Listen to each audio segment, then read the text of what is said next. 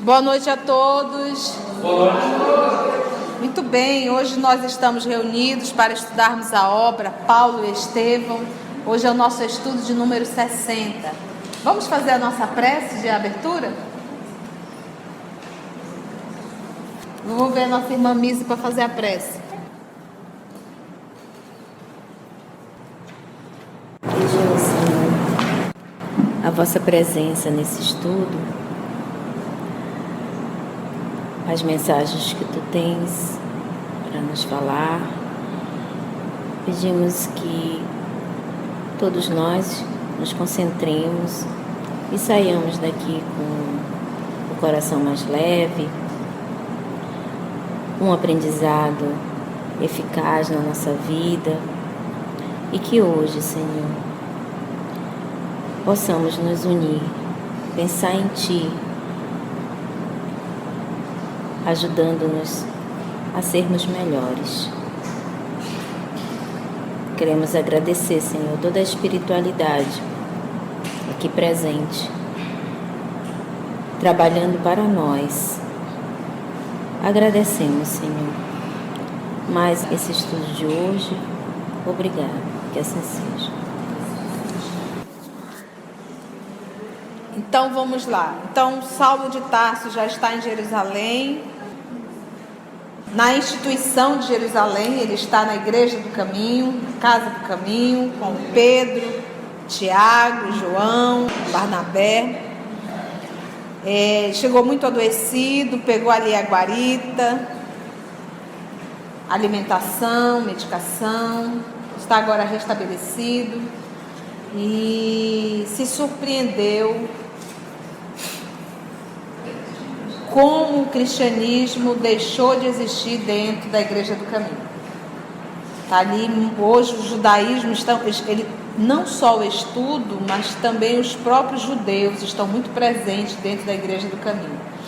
Então o Tiago Menor hoje é o que faz a palestra. Então ele cita as anotações dos profetas.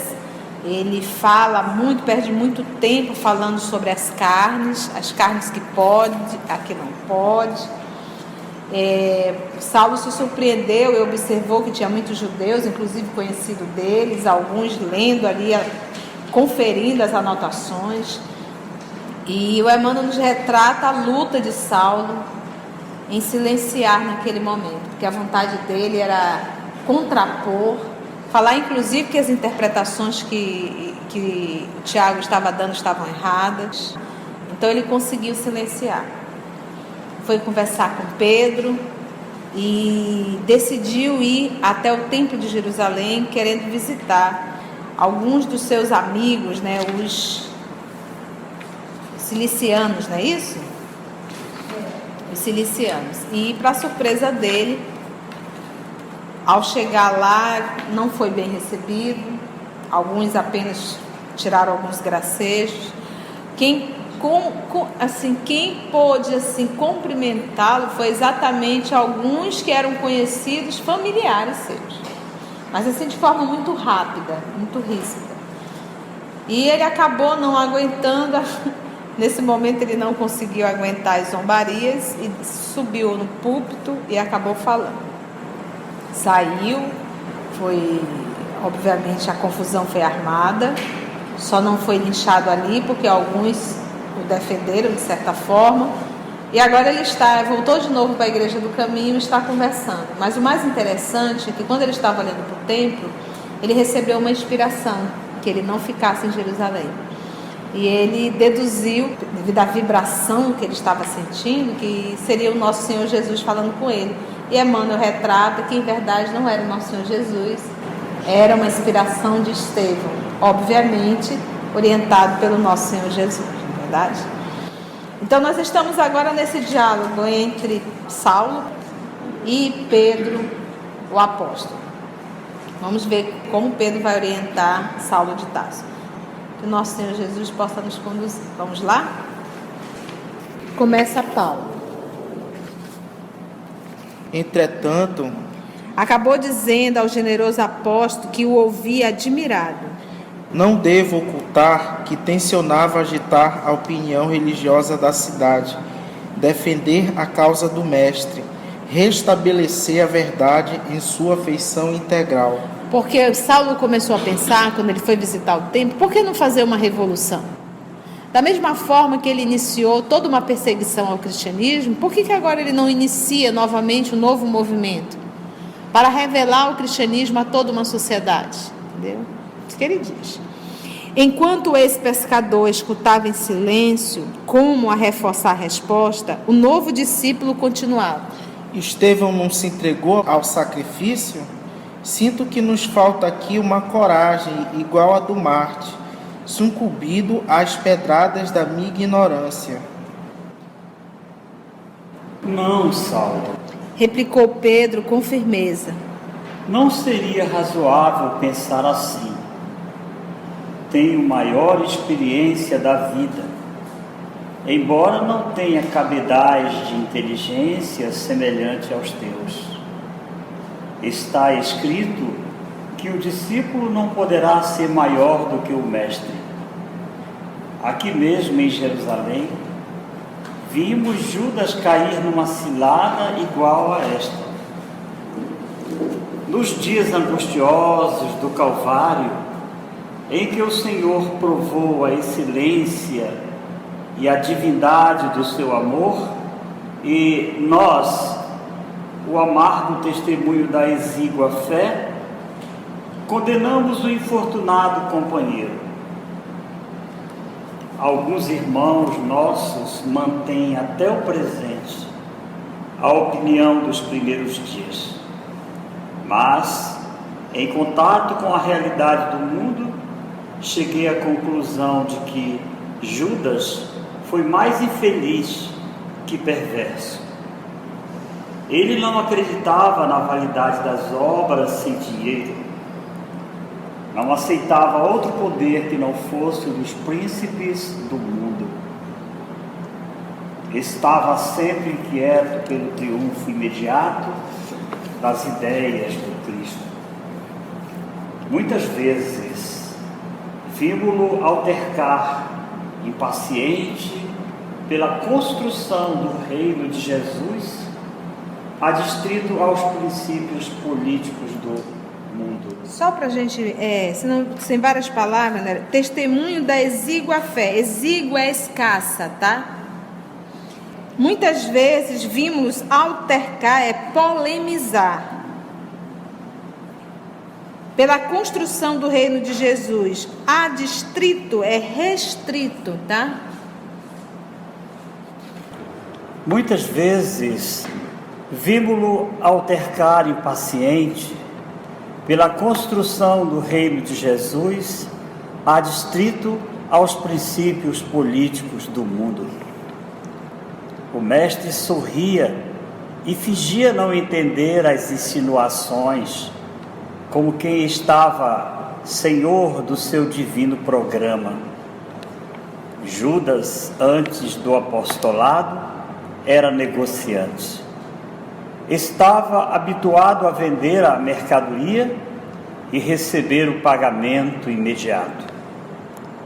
Julgo, nas meditações de agora, que ele não pôde compreender o Evangelho de outra forma, ignorando que Deus é um credor cheio de misericórdia, que espera generosamente a todos nós, que não passamos de míseros devedores. Talvez amasse profundamente o Messias.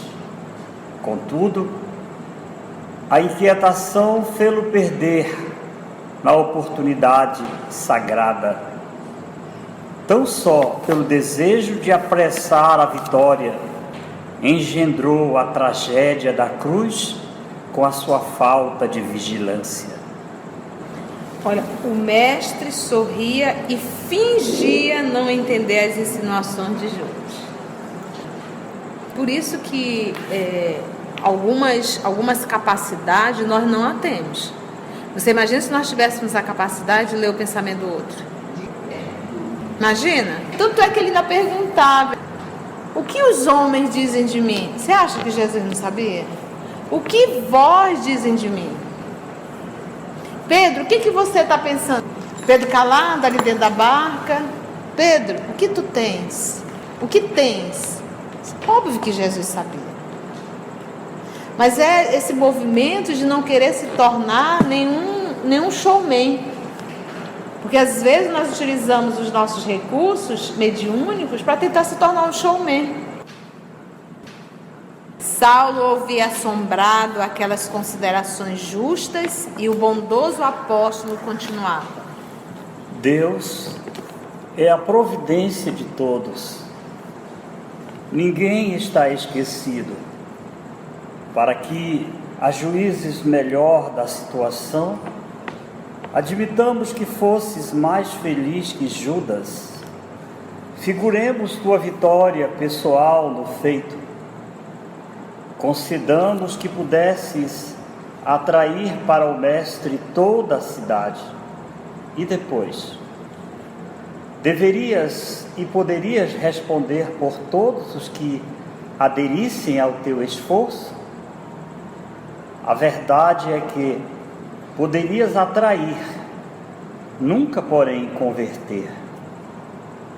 Como não te fosse possível atender a todos em particular, acabarias execrado pela mesma forma.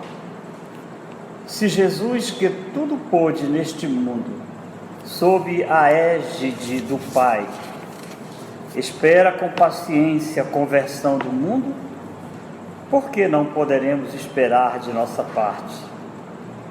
A melhor posição da vida é a do equilíbrio. Não é justo desejar fazer, nem menos, nem mais do que nos compete.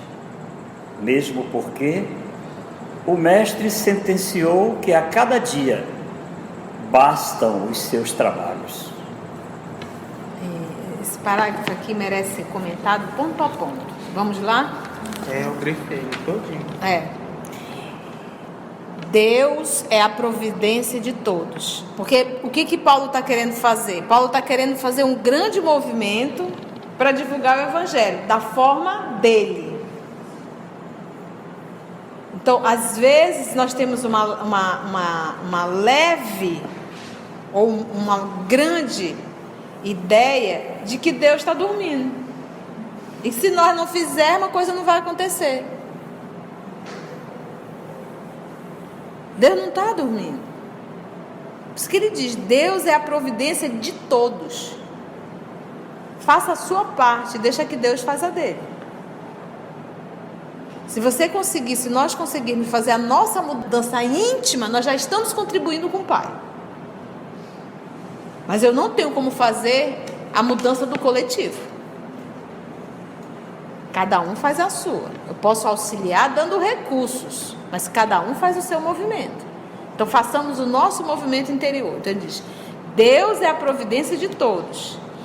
Ninguém está esquecido. Nem os judeus. Falando na época. Para que ajuizes melhor da situação, para que você pense melhor sobre essa situação, admitamos que fosses mais feliz que Judas. Vamos acreditar que você conseguiu fazer a revolução e que você conseguiu trazer milhões de adeptos. Você converteu toda a Judéia em cristão, tá? Vamos dizer que você tenha conseguido. Isso é Pedro, hein? Atraiu. O pescador.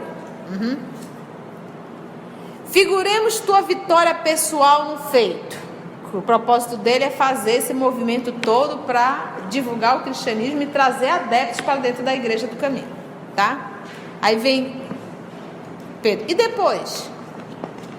Depois que você realizou tudo isso, deverias e poderias responder por todos os que aderissem ao teu esforço?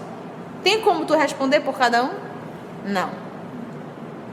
A verdade é que poderias atrair pessoas, nunca, porém, converter.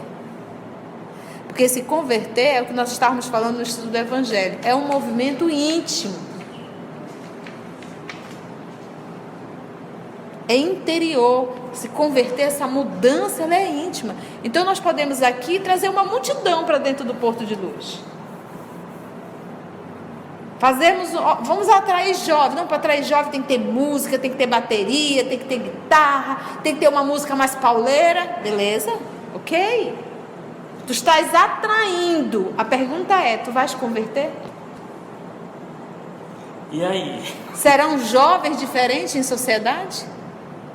Porque nós nos preocupamos muito com o volume, com a quantidade, mas não com a qualidade. Se eu tiver aqui 3.000 pessoas e apenas 5 se auto-evangelizarem, e eu tenho aqui 10 pessoas e as 10 se auto-evangelizaram, qual é o trabalho melhor? A de 3.000 ou a de 10 pessoas? Então não vamos nos emprenhar pela quantidade. O centro pode estar vomitando de jovens, vomitando de gente, mas infelizmente não está evangelizando. É apenas volume. Concedamos que pudesses atrair para o mestre toda a cidade, e depois? Deverias e poderia responder por todos os que aderissem ao teu esforço? A verdade é que poderias atrair, nunca, porém, converter. Como não te fosse possível atender a todos em particular, acabarias abominado pela mesma forma. Como não te fosse possível atender a todos em particular, acabarias o que? Abominado pela mesma forma. Teria multidão, tu não teria como atender a cada um? Se Jesus, que tudo pode neste mundo, sob a proteção do Pai, espera com paciência a conversão do mundo. Tipo assim, meu amigo, tu é só Saulo, te converteu, não tem 4 anos, tu ainda nem reflete Jesus. Se Jesus, que Jesus espera com paciência, você quer converter todo mundo? Esse é o nosso... Esse movimento é de quê? Vaidade e orgulho. Nós acharmos que o trabalho está em nossas mãos. Não está. Faça a sua parte, mas o trabalho está na mão do Pai. Continua Pedro. Se Jesus, que tudo pode neste mundo, sob a proteção do Pai, espera com paciência a conversão do mundo, por que não poderemos esperar de nossa parte? A melhor posição da vida é a do equilíbrio. Não é justo desejar fazer nem menos, nem mais do que nos compete. Mesmo porque o mestre sentenciou... Agora olha isso aqui, isso me chamou muita atenção, que o pessoal diz, a cada dia basta ser o mal, né? E Pedro corrige, ele diz assim, sentenciou que a cada dia bastam os seus trabalhos. Se nós lermos em Mateus, capítulo 6, versículo 34, ele diz assim, a cada dia basta o seu mal. E Pedro corrige colocando que o Jesus sentenciou que a cada dia bastam os seus trabalhos. Interessante, Conceição, que citando só um aspecto da questão, que tem outros, né? É que as trevas, os nossos irmãos equivocados, adoecidos, sabem dessa nossa ansiedade, dessa nossa pressa na formação de trabalhadores. E às vezes jogamos, como disse o Graco, jogamos aos leões, jogamos pessoas despreparadas para a execução de tarefas mais relevantes, como se todas não fossem relevantes. E a gente vai ouvir certos disparates, vai acompanhar certas situações que nos chocam, porque companheiros que às vezes sequer estudaram uma obra básica e às vezes estão à frente de atividades. Isso é preocupante, porque se não conhecem a doutrina, como é que elas vão transmiti-la com segurança. Exatamente. O convertido de Damasco estava surpreso a mais não poder. Simão apresentava argumentos irretorquíveis. Sua inspiração assombrava.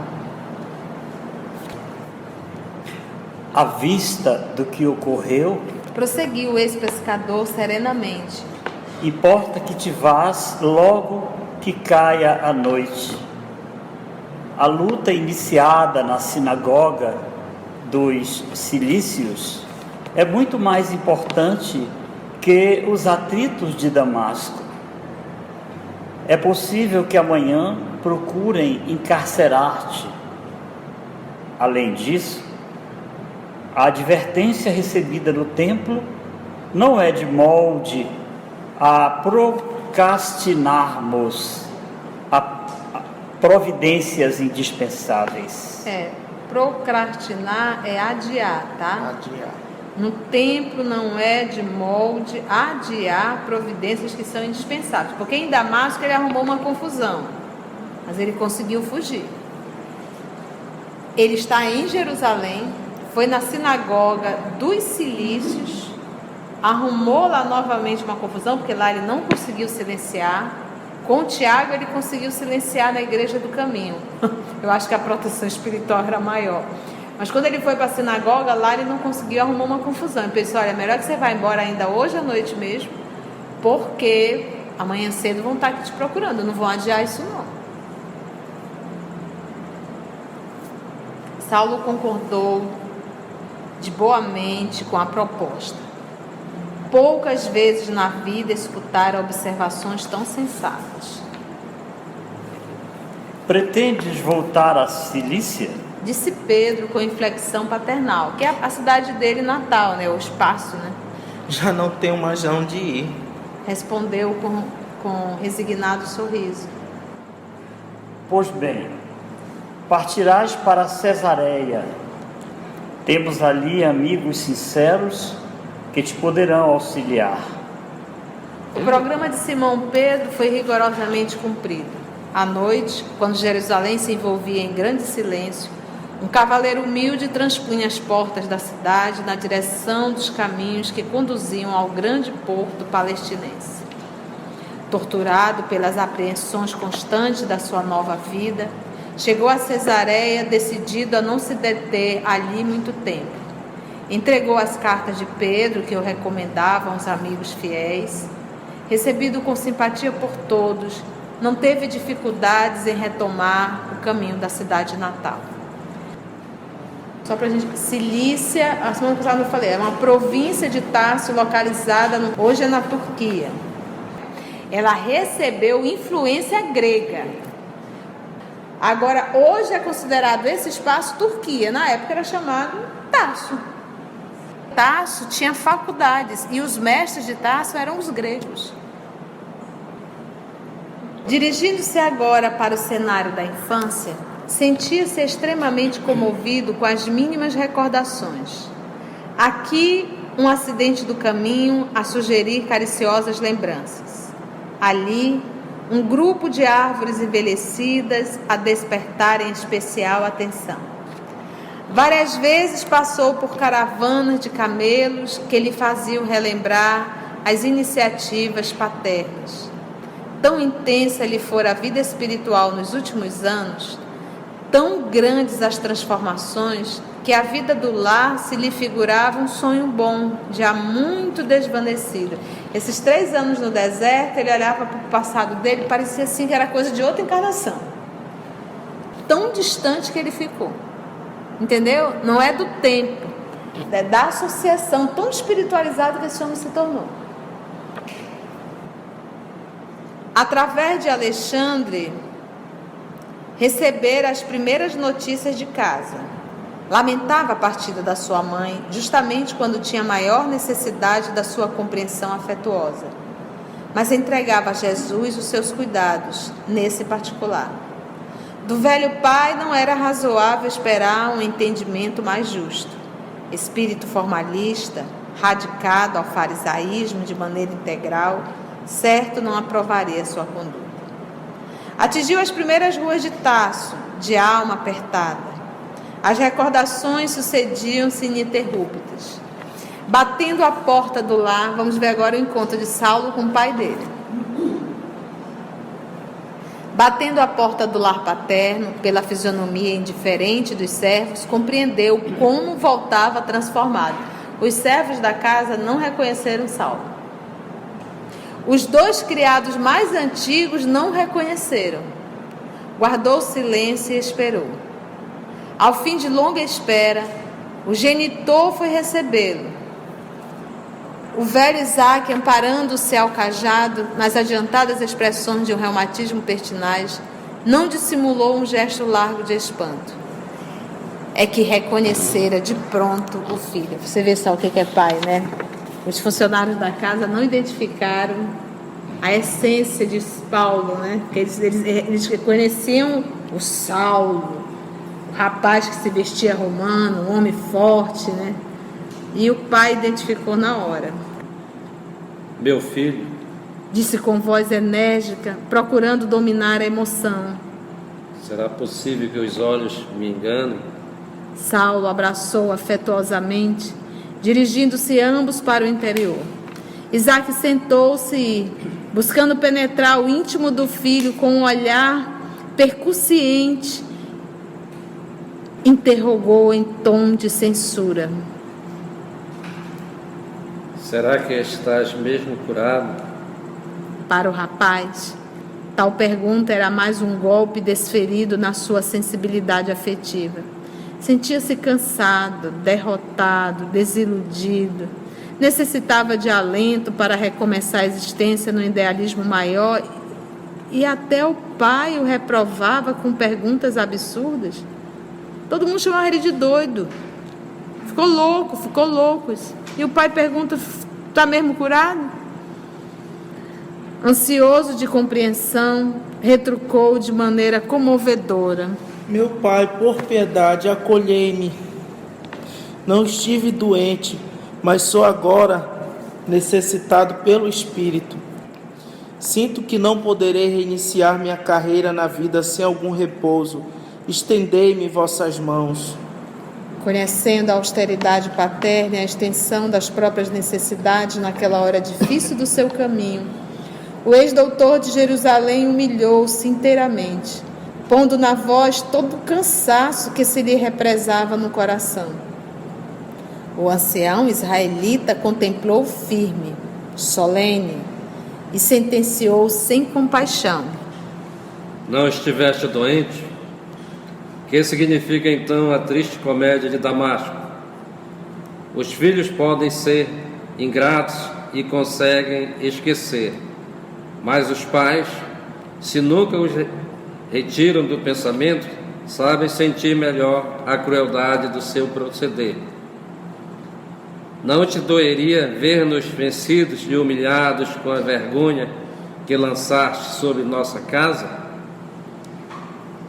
Ralada de desgosto, tua mãe encontrou lenitivo na morte, mas eu?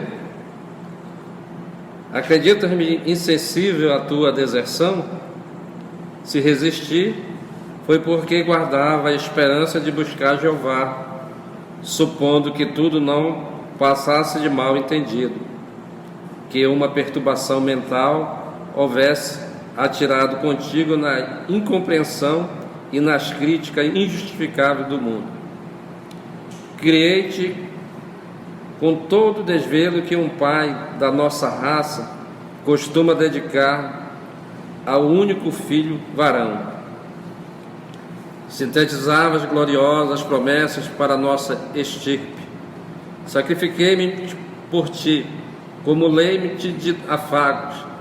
Não poupei esforços para que pudesse contar com os mestres mais sábios. Cuidei da tua mocidade. Enchi-te com ternura do coração, e é desse modo que retribuís a dedicação e os carinhos do lar? A gente até entende o pai, né? Ele fez todo um investimento nesse filho para ser o doutor da lei. O cara. em Jerusalém. E ele investiu mesmo, ele disse: eu te dei os melhores mestres. Foi para uma faculdade, tu estudaste, fiz todo o investimento, para quê? Para te largar tudo e seguir um carpinteiro que foi morto entre 2 ladrões, que andava descalço com prostitutas e com pescador? É isso. Então a gente consegue entender um pouco esse pai.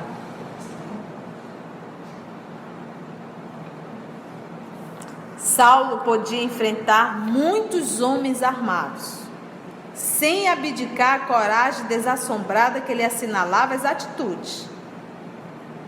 Podia reprovar, condenar o procedimento condenável dos outros, ocupar a mais perigosa tribuna para o exame das hipocrisias humanas. Mas, diante daquele velhinho, que não mais podia renovar a fé, e considerando a amplitude dos seus sagrados sentimentos paternais, não reagiu e começou a chorar. Como converteu o pai ao cristianismo? Vocês lembram de Gamaliel? Gamaliel se converteu, mas ele disse: eu já sou muito velho para brigar com todo mundo, para declarar uma nova fé. E o próprio irmão de Gamaliel começou a rotular Gamaliel de que Gamaliel não estava muito bem na cabeça. Então ele disse: como fazer isso com meu pai? O que ele fez? Chorou. Isso para um judeu. E como ele disse, o pai, olha o nome do pai, Isaac. Criou o filho ali para ser um doutor da lei. Então ele vem com um cajado, né? Exatamente, um judeu assim mesmo, ferrenho.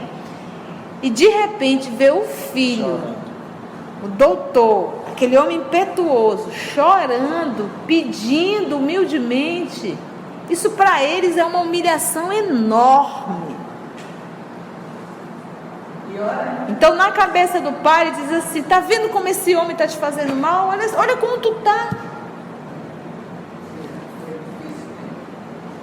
Diante daquele velhinho que não mais podia renovar a fé, e considerando a amplitude dos seus sagrados sentimentos paternais, não reagiu e começou a chorar. E o que o pai diz? Choras. Continuou o ancião com grande secura: mas eu nunca te dei exemplo de covardia. Lutei com heroísmo nos dias mais difíceis, para que nada te faltasse. Tua fraqueza moral é filha do perjúrio, da traição.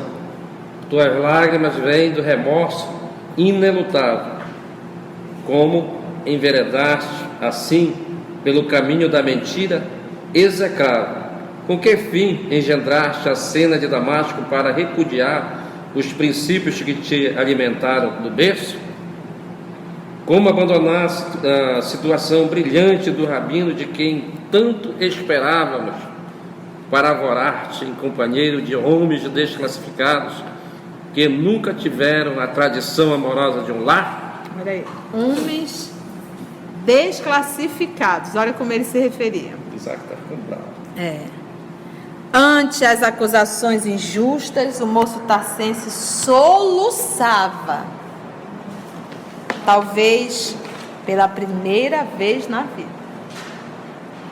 Nem quando ele encontrou Jesus, que ele chorou convulsivamente, mas aquele soluçava, porque ele estava entre 2 amores: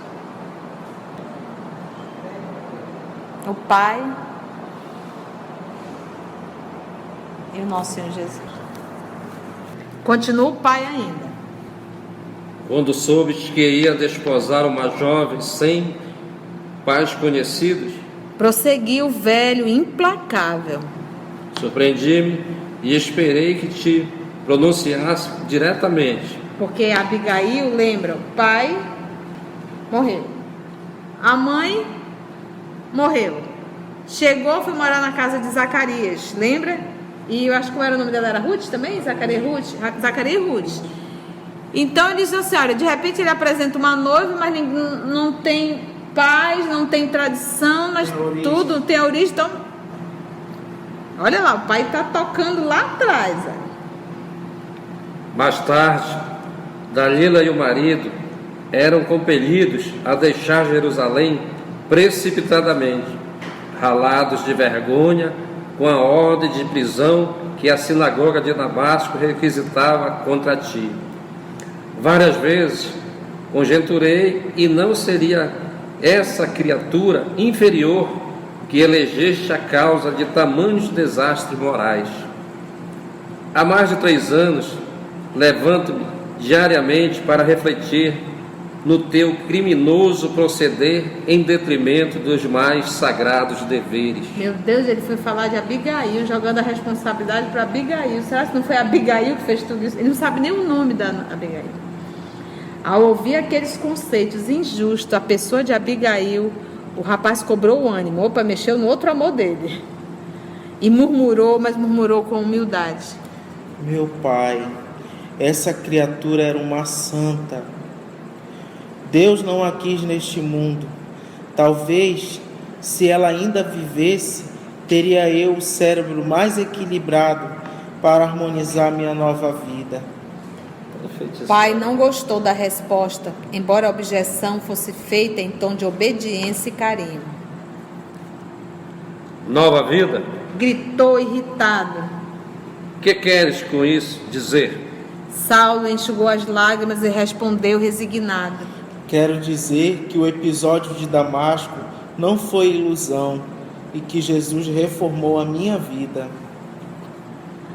Não poderias ver em tudo isso rematada loucura? Continuou o pai com espanto. Impossível. Como abandonar o amor da família, as tradições veneráveis do teu nome, as esperanças sagradas dos teus, para seguir um carpinteiro desconhecido? Saulo compreendeu o sofrimento moral do genitor quando assim se exprimia. Teve ímpeto de atirar-se-lhe nos braços amorosos, falar-lhe do Cristo, proporcionar-lhe entendimento real da situação. Mas, prevendo simultaneamente a dificuldade de se fazer compreendido, observava-o resignado, enquanto ele prosseguia de olhos úmidos, revelando a mágoa e a cólera que o dominava. Como pode ser isso? Se a doutrina malfadada do carpinteiro de Nazaré impõe criminosa indiferença pelos laços mais santos da vida, como negar-lhe a nocividade e bastardia? Será justo proferir um aventureiro que morreu entre malfeitores ao pai digno e trabalhador que envelheceu no serviço honesto de Deus? Mas, pai, dizia o moço em voz súplice, o Cristo é o Salvador prometido. Isaac pareceu agravar a própria fúria. Blasfemas? Gritou. Não temes insultar a providência divina? As esperanças de Israel não poderiam repousar numa fronte que se esvaiu no sangue do castigo entre ladrões? Estás louco? Exijo a reconsideração de tuas atitudes. Imagina falar que Jesus, um carpinteiro, era o salvador dos judeus. Enquanto fazia uma pausa, o convertido contrapôs. É certo que meu passado está cheio de culpas quando não hesitei em perseguir as expressões da verdade. Mas de 3 anos a esta parte, não me recordo de ato algum que necessite reconsideração. O ancião pareceu atingir o auge da cólera e exclamou áspero. Sinto que as palavras generosas não quadram a tua razão perturbada. Vejo que tenho esperado em vão para não morrer odiando alguém. Infelizmente, sou obrigado a reconhecer nas tuas atuais decisões um louco ou um criminoso vulgar. Portanto, para que nossa atitude se defina, peço-te que escolha em definitivo entre mim e o desprezível carpinteiro. A última carta do pai. Ele disse assim, eu tenho certeza que ele vai me escolher. Eu sou o pai. Jogou contra a parede, né?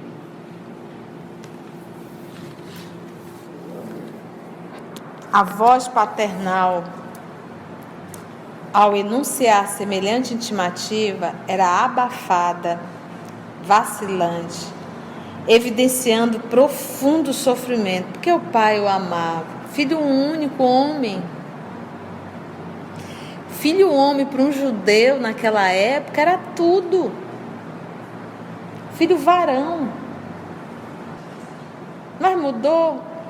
Nós não nos envaidecemos de falar dos títulos dos nossos filhos. Meu filho formou nisso. Eu tenho um filho formado nisso, um filho formado naquilo, um filho... Por mais que seja uma pessoa imoral, mas nós adoramos falar dos títulos. Não mudou.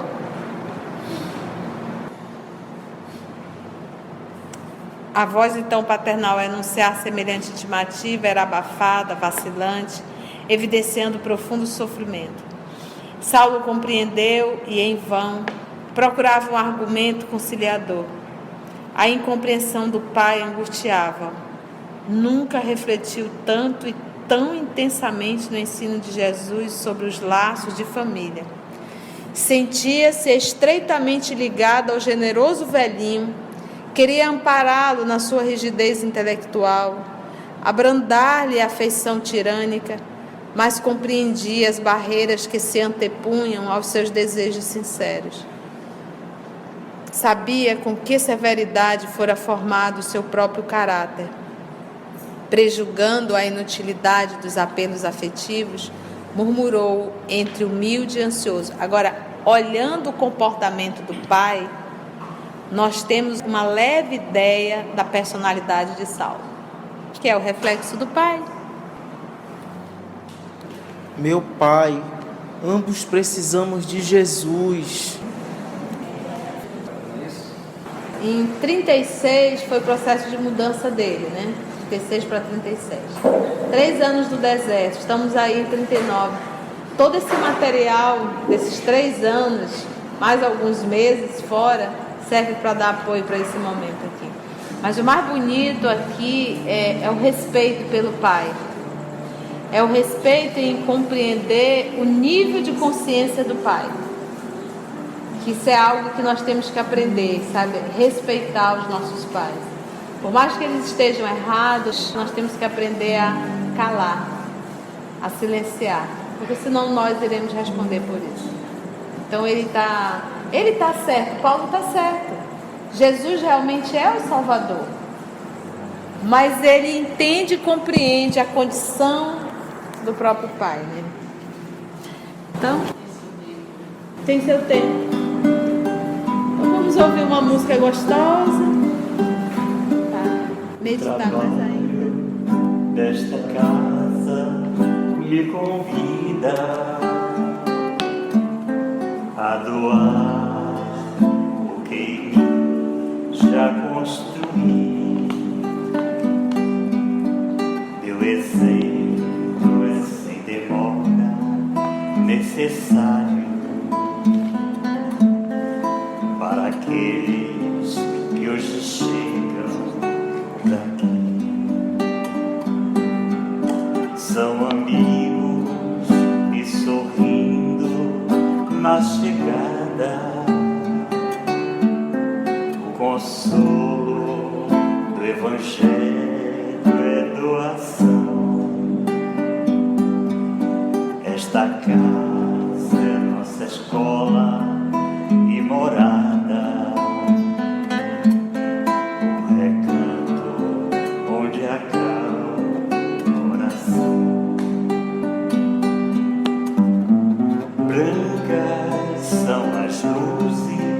e aqui vejo quão suave o perfume que se sente, grande e tão terno é o sentimento de paz agora em minha mente, casa bendita, escola de amor, luz na minha jornada. Obrigado, Senhor.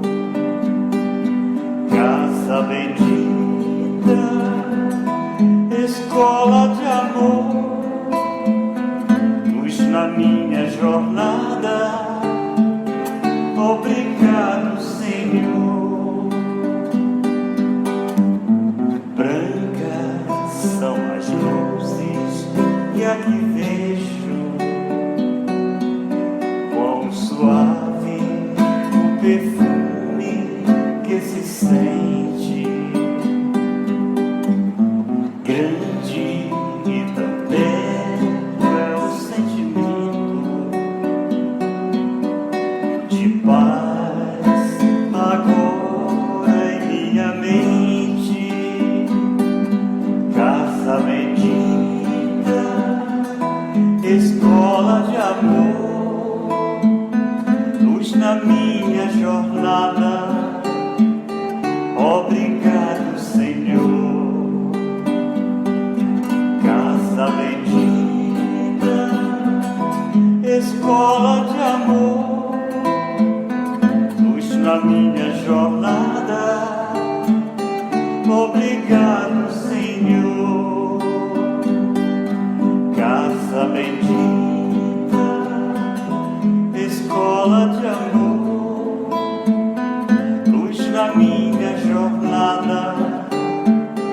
Obrigado, Senhor. Casa bendita, escola de amor, luz na minha jornada. Obrigado, Senhor. E essa é a palavra, Senhor. Obrigada. Essa palavra de gratidão por essa casa que nos acolhe, pelos amigos espirituais que nos acolhem, pelos amigos trabalhadores também dessa casa encarnada, que sempre estão com um sorriso, um abraço querido, a receber a todos nós, estudantes da doutrina dos Espíritos. Agradecemos, amor querido, pela obra Paulo e Estevão. Gostaríamos de elevar o nosso pensamento mandando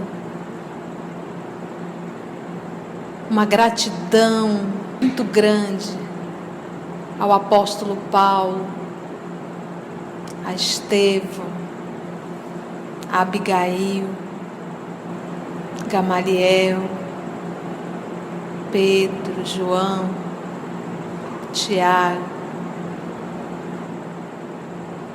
tantos outros corações, Senhor.